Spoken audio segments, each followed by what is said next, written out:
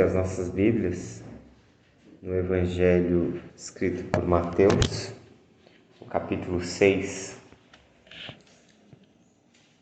Evangelho de Mateus, capítulo 6.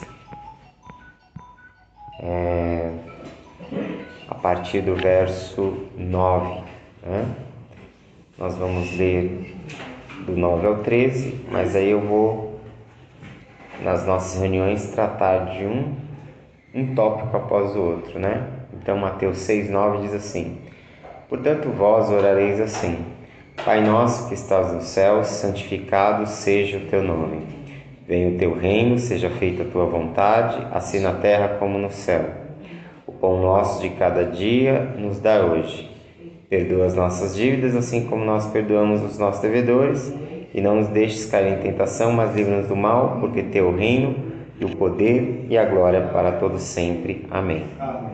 Então nós estamos diante da oração do Pai Nosso, e era comum os rabinos, era comum os mestres ensinarem os seus discípulos a orar, e Jesus não fez diferente. Ele pegou e ensinou esta oração no Evangelho de Mateus.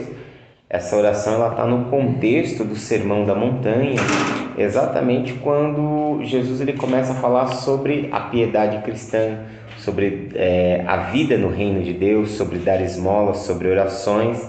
E aí ele começa a falar: então vocês devem orar assim. E aí ele começa e ensina essa oração, que é uma oração que tem permeado toda a nossa tradição cristã por quase 2000 anos. E hoje eu quero refletir com vocês, verso a verso, fala a fala dessa oração. O verso 9, ele começa dizendo: Pai nosso que estás nos céus, santificado seja o teu nome. E o que significa isso na oração de Jesus? Porque a oração de Jesus ela não é apenas uma oração. Na verdade, ele está fazendo o Pai Nosso, ele é uma síntese, é um resumo da fé em Deus, é um resumo de como nós devemos nos relacionar com Deus. E ele nos ensina, Jesus nos ensina a reconhecermos a Deus como Pai. O que isso quer dizer? Isso quer dizer que nós estamos diante de um Deus que é Criador, do Deus Criador dos céus e da terra, do Deus que está acima de todas as coisas, mas que resolveu fazer de nós seus filhos. Então, da mesma forma que a gente precisa entender que Deus está para além da compreensão humana, para além do entendimento humano, Deus também está presente em nossa vida. O Deus que é Pai de Jesus, ele é o Criador de todas as coisas, mas ele também se relaciona conosco, ele também caminha conosco, e ele se revelou para nós, ele se tornou para nós um Pai. Ou seja, quando Jesus fala sobre isso, que nós devemos orar chamando Deus de Pai, significa que nós precisamos vencer as formalidades das orações. Querendo ou não, todas as religiões no mundo, elas têm o quê? Elas têm as suas orações.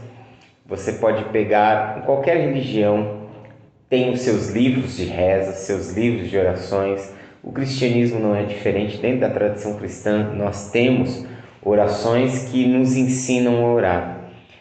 E o que Jesus ele quis mostrar é que, assim, às vezes, nós podemos transformar a nossa relação com Deus em algo muito superficial, em algo muito frio, em algo muito mecânico.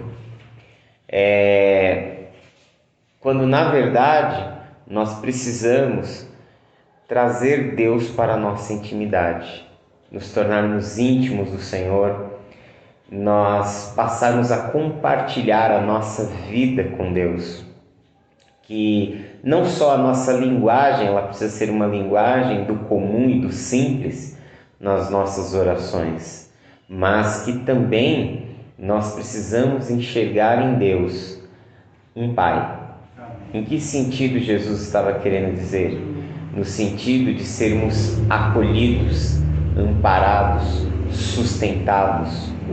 Dentro da cultura do mundo dele, a missão do pai na cultura judaica era ser o provedor, era ser o cuidador, era ser aquele que não somente dá a semente da vida, mas que também é aquele que cuida, que provisiona, aquele que ampara, aquele que protege. Então, é com essa mentalidade que ele quer que nós enxerguemos a Deus, aquele que gera a vida em nós, aquele que cuida das nossas vidas, aquele que nos alimenta, aquele que provê todas as coisas. Só que ao mesmo tempo que ele é o nosso Pai, que ele está ao nosso lado, que ele supre as nossas necessidades, que cuida da nossa vida, Jesus diz o quê? Que estás nos céus. Ou seja, ao mesmo tempo ele coloca de novo os seus discípulos a enxergarem que ele é o nosso Pai, ele é aquele que está ao nosso lado, ele é aquele que cuida da nossa vida, porém é aquele que reina nos céus. Amém. É aquele que governa todas as coisas, é aquele que é Senhor sobre todas as coisas. Isso deve nos levar a duas atitudes: essa liberdade de nós nos colocarmos diante de Deus em oração, de termos, como o autor aos Hebreus diz, ousadia para entrarmos na presença de Deus, porque Jesus conquistou isso para nós. Mas ao mesmo tempo, temor e reverência, porque, como diz o apóstolo Pedro na sua primeira carta, ele é o Pai de amor, mas também ele é o juiz de toda a terra. Ele é aquele que haverá de julgar os vivos e os mortos. Então, Jesus ele faz esse contraste para que nós possamos enxergar que Deus é um Deus presente, que Deus ele está em nossas vidas, que Ele quer participar da nossa história, da nossa vida, mas que também Ele é o transcendente, que Ele é o Rei, que Ele é o juiz, que Ele é aquele que governa todas as coisas. E aí Jesus ele ensina uma coisa, que o Pai, Ele não é uma exclusividade minha, que o Pai ele é nosso. O Pai não é somente meu, o Pai é nosso. Quando Ele fala que o Pai é nosso, ele, de certa forma, está confrontando o pensamento judaico dos seus dias. Por quê? Porque os judeus acreditavam que somente eles eram os filhos de Deus, somente eles eram o povo escolhido, somente eles eram o povo eleito e o restante das nações não. E aí Jesus ele está tornando o quê? Ele está mostrando a universalidade do amor de Deus. Que o Pai não é dos judeus, o Pai não é da comunidade de Israel, mas que o Pai é de todos aqueles que o invocam com um coração sincero, que o invocam em verdade. Amém. Então nós precisamos entender que o Pai que é meu e cuida da minha vida, Ele também é o Pai do outro. E por que Jesus ele fala nesse contexto comunitário que o Pai ele é nosso? Para que se a gente entender, se nós compreendermos que Ele é o nosso Pai, obviamente a consequência disso é que nós nos tornamos irmãos uns dos outros. Ou seja, nós nos tornamos participantes da mesma família. Somos participantes da família de Deus. E sendo participantes da mesma família e sendo irmãos, nós precisamos viver em unidade. Nós precisamos viver em amor uns para com os outros, nós precisamos viver na prática do perdão, nós precisamos viver na prática da solidariedade, nós precisamos viver na prática da ajuda, do socorro e do auxílio ao próximo.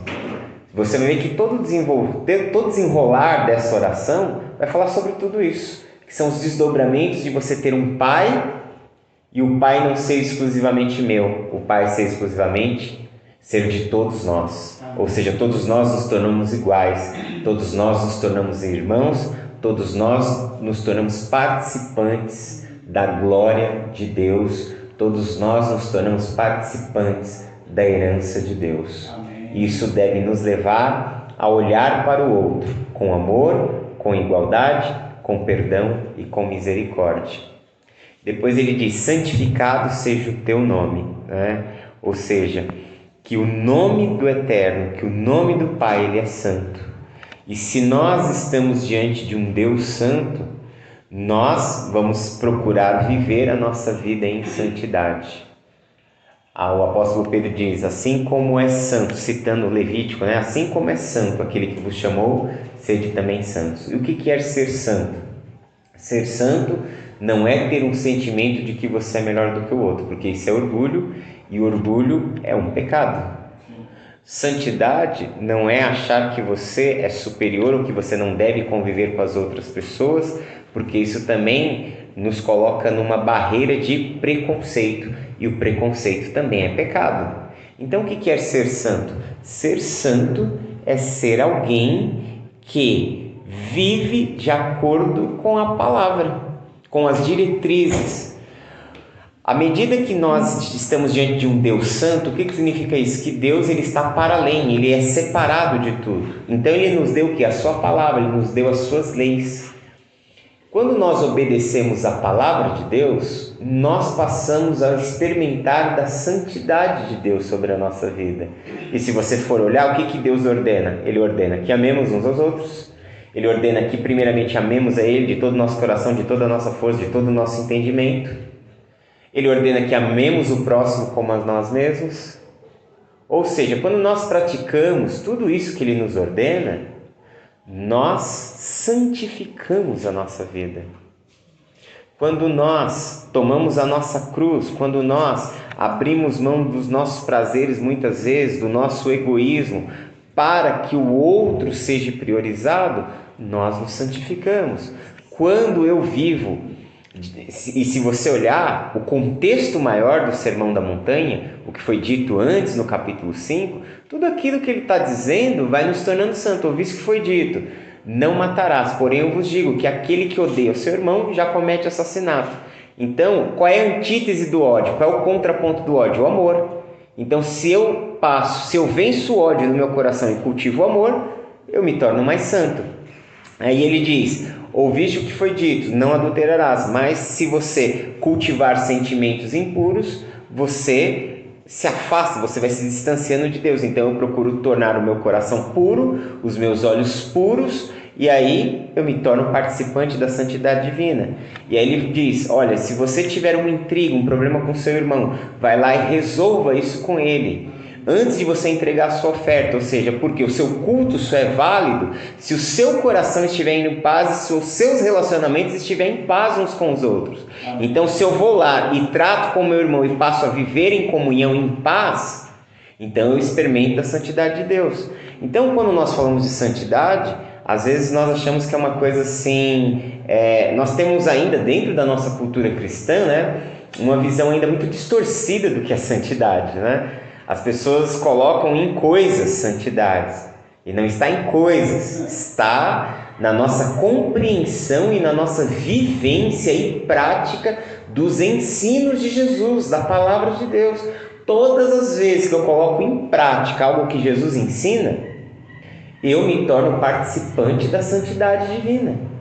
Por quê? Porque Deus nos deu a sua palavra, e quando Ele nos deu a sua palavra, o que é? Olha o que a gente está dizendo, a sua palavra. Quando a gente fala da palavra de Deus, a gente está falando do quê? A minha palavra pertence a quem? A mim mesmo. Quando eu estou falando com vocês, a minha voz está fazendo ecoar o quê? O meu pensamento. Está fazendo ecoar o quê? A minha vontade. Eu estou me expressando. Então a palavra que eu estou dizendo, ela é minha, certo? Então quando Deus nos dá a sua palavra, e ela passa a habitar em nós, como o apóstolo Paulo diz, habite ricamente em vós a palavra de Cristo. Quando a palavra de Deus ela passa a habitar em mim, tudo aquilo que tem a ver com o caráter de Deus passa também a habitar em mim. Tudo aquilo que está relacionado à santidade, à vida de Deus, o poder de Deus, passa a fazer parte da minha própria vida. Quando eu absorvo a palavra, quando eu recebo a palavra, quando eu passo a vivê-la, eu passo a viver tudo aquilo que Deus tem para a minha vida. Então eu me torno o quê? Participante da sua santidade, da sua vida, da sua glória, do seu poder. Amém? Então, quando Jesus disse, Então vocês devem orar assim: Pai nosso que estás no céu, santificado seja o teu nome. Ele nos convida a olharmos para Deus como um Pai, a saber que Ele está cuidando da nossa vida, mas saber que Ele está nos céus, ou seja, que Ele reina, que Ele é o juiz de todas as coisas e que Ele é santo. E que, já que Ele é santo, eu vou participar, vivendo com Ele, eu vou participar dessa santidade, que é me tornar semelhante a Ele no seu caráter, nos seus atributos, nas suas qualidades, absorvendo isso em nossa vida. Amém? Amém.